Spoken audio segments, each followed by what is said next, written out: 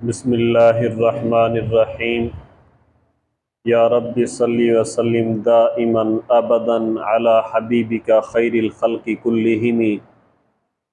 رزق کے متعلق جتنی بھی پریشانیاں ہوں تو اس کے متعلق حضرت مولانا احمد علی لاہوری رحمہ اللہ نے لکھا ہے، ہر نماز کے بعد سورۃ الاخلاص 11 مرتبہ اور اس کے بعد یہ 5 نام یا اللہ، یا ہو، یا احد، یا صمد، یا باسط، یا اللہ، یا ہو، یا احد، یا صمد، یا باسط 25 مرتبہ یہ کلمات پڑھے جائیں۔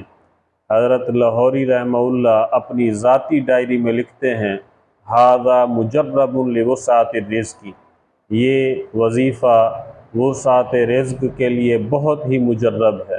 دعا ہے اللہ تعالی تمام اہل اسلام کے رزق کے مسائل کو حل فرمائے۔ وما علینا الا البلاغ المبین۔